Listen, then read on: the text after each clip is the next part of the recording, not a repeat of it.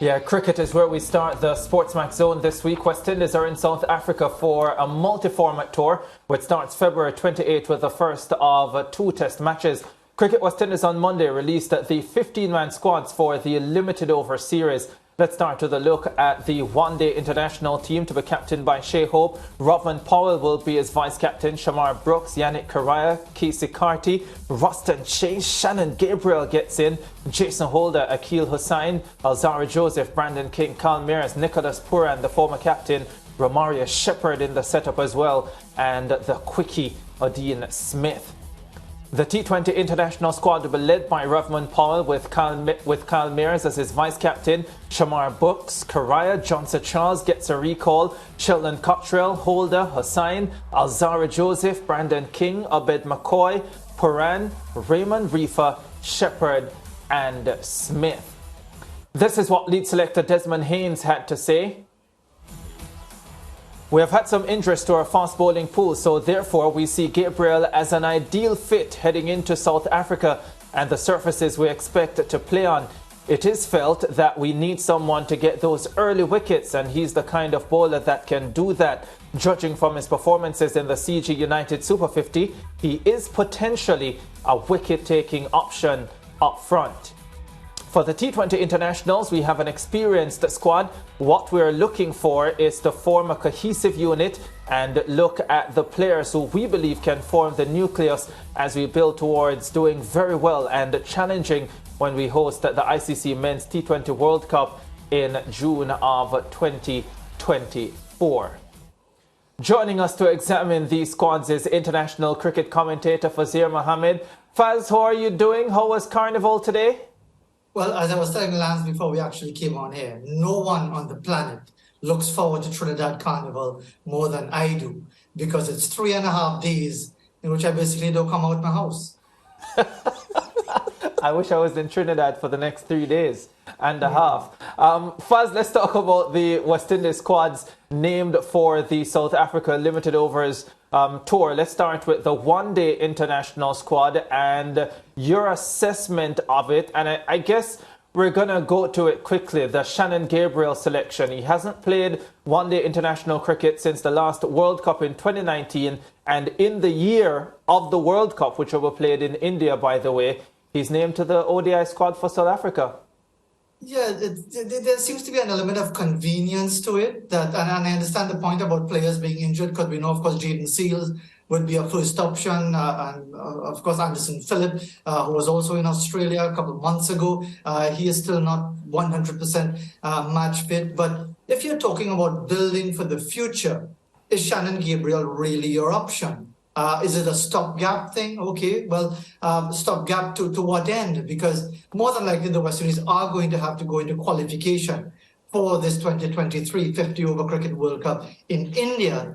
So would it have been sensible to bring someone else from the Caribbean, or someone who's playing a T20 format somewhere? Because they're almost all involved in different formats in different parts of the world, so they're not completely out of reach. So I understand the success that he enjoyed in the regional Super 50 at the end of last year, but can we really say that Shannon Gabriel is one for the 2023 World Cup, or the 2027 for that matter? Yeah, and Faz, of course, one of the explanation as well for selecting Shannon Gabriel was the fact that they felt, he would do well with South African pitches. What do you make of that?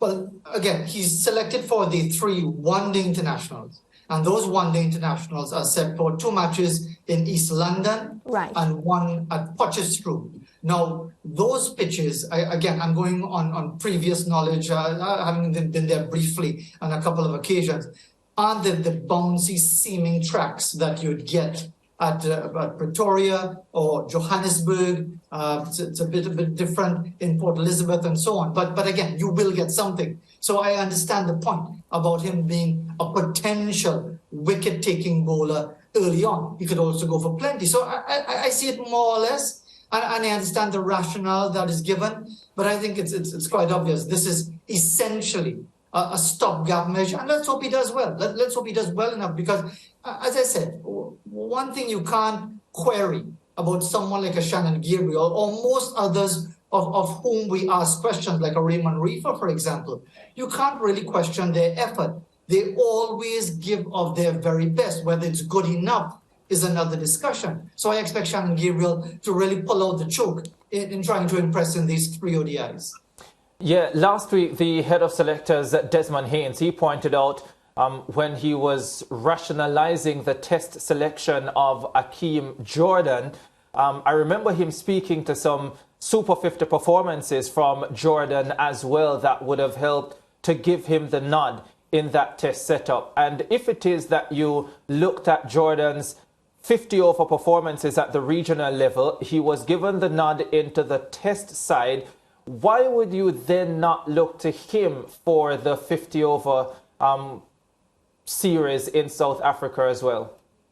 I hear you on that, but I may have misread it, but I think he was referencing Akeem Jordan's performance for Barbados in the 4-day format, where he had a couple of good performances in the early couple of rounds, hence his selection in the test squad. So that's how I saw it. But I take your point, and yes, there is an element of sort of inconsistency towards the selection process. And again, if we're saying, yes, okay, it's a settled squad, the fact is it's a squad, essentially. We talk about Johnson Charles, you mentioned him having been recalled, but he was part of that team that failed to make it to the main draw of the World T20, the last T20 that the West Indies played. We'll get to that squad in a moment, was, of course, the embarrassment of losing to Ireland. The last ODI the West Indies played would have been way back in August in losing that series to New Zealand. The last match was a high-scoring match. So a lot has happened since that time, and it must be a challenge for the selectors as well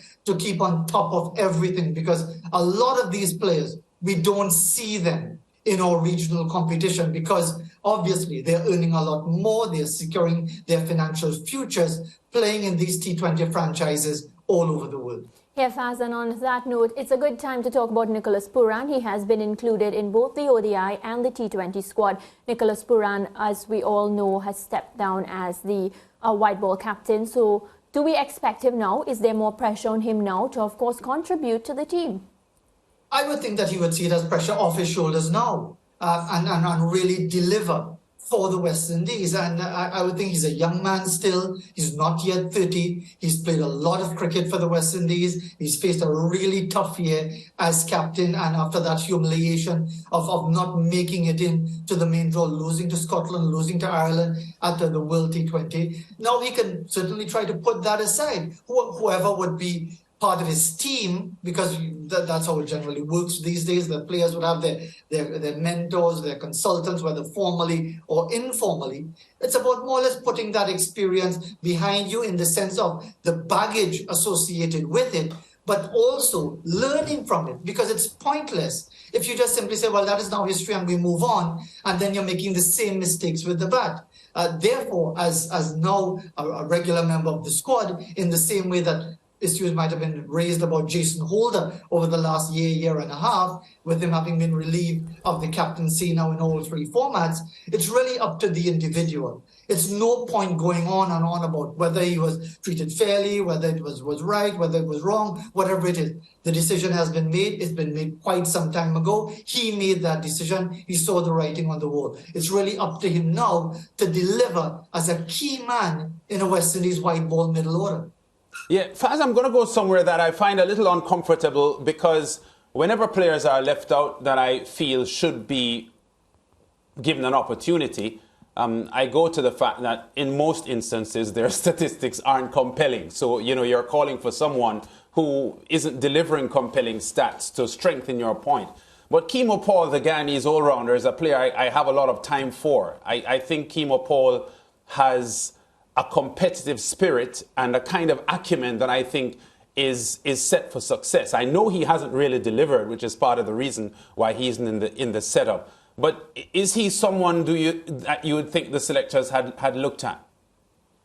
I would hope so, because you're right.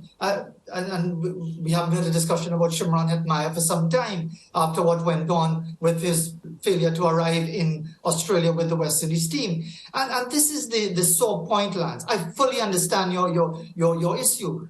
Is it unreasonable for us to expect some sort of explanation from a chairman of selectors or someone else in the hierarchy of West Indies cricket as to what is happening with Akeem Opal, with Shimron Hetmyer. I would have asked a question about Shimar Holder, although I know his numbers are very, very ordinary at the start of the regional first-class season, so he doesn't really command a place. But we've seen individuals with a lot of potential, a lot of performances as well in the case of Akeem Opal, and then they're not just excluded, but there's no mention, there's no rationale, there's no explanation given. And I don't think it's unreasonable for us to ask a question as to what is happening with Akeem Opal. Is it that it's felt that his game at the moment is not where it should be? Has there been a discussion? Has he said he's unavailable?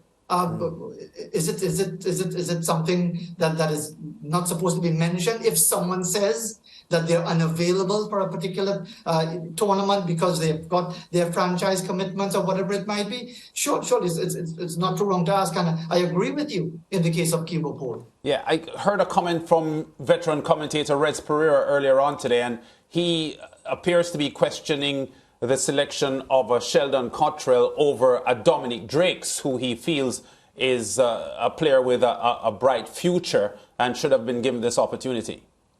Yes. And there again, I mean, Reds has been around probably since West Indies cricket has been around. And credit to him for being so much on the pulse that he would be aware of the enormous potential of a Dominic Drakes as against a Sheldon Cottrell, which is why I raised the point about Shannon Gabriel.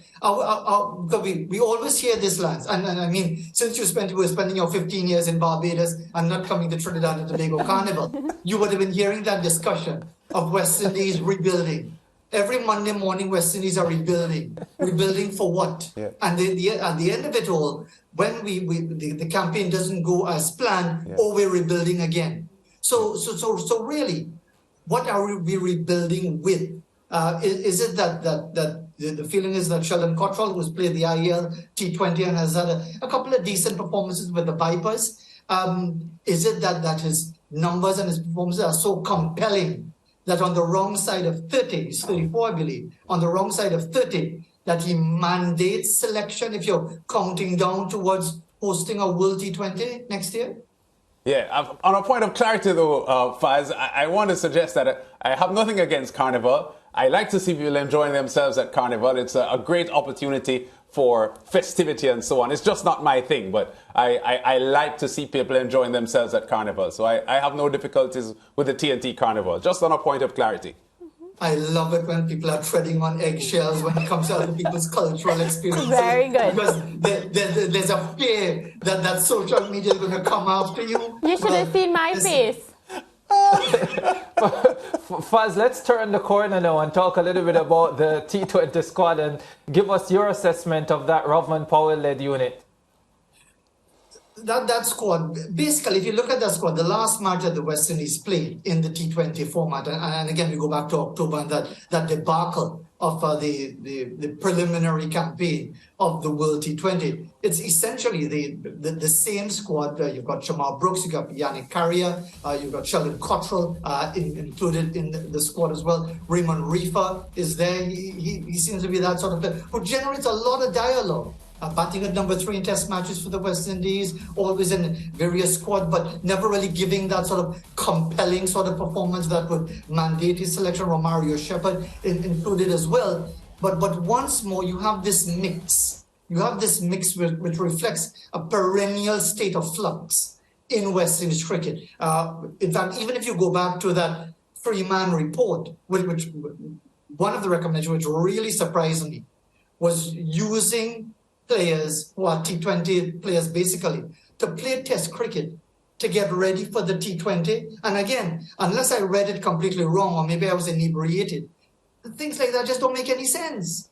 Yeah, so in answering your specific question about the squad, it is reflecting that state we are in once again in West Indies cricket, where we really don't know if we're going forward, looking back, or standing still. Yeah, is it an issue, Faz, where we have so many players right now, and every now and again you'll have some players putting in a one good performance here or one good performance there. Do you feel as if the selectors get a little bit confused at times? I'm not so sure if it's confused, as in probably just trying to work out who is available from who is not. Because remember, we've had this sort of discussion for more than a decade. If it's not Andre Russell, it's Dwayne Bravo, it's Karen Pollard, it's Sunan Ryan, it's Chris Gale, and now we have this present crop. Should we be told as a matter of fact, as a matter of course, XYZ players are unavailable because of T20 commitments? And therefore, that would clarify a lot of things. And that's why when we had our discussion last week, I brought up that point about the absence of trust, about the unwillingness of both sides to really sit down. And it's not about one lecturing to the other or one hitting back at the other. But if we're really talking about seeking the best interests of West Indies cricket and at the same time ensuring the players that secure their financial futures, surely it's not unreasonable to think that there is enough room for proper dialogue. Other countries do it. New Zealand do it all the time. They have issues with Trent Bolt and a number of their key players, even as they're struggling in a series against England in Test match cricket right now. So ours is not a unique situation. It just seems that we are unwilling to just bring it to the front burner. Yeah, all right. Well, we'll leave it there for today, Faz. Thanks very much for chatting to us again, and enjoy your remaining days off.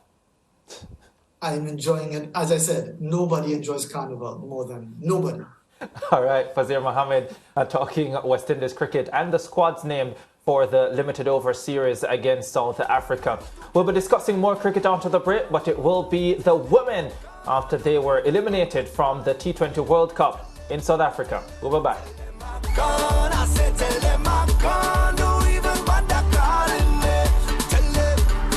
Stay with SportsMax on YouTube and follow us on all social pages for updates, news and entertainment.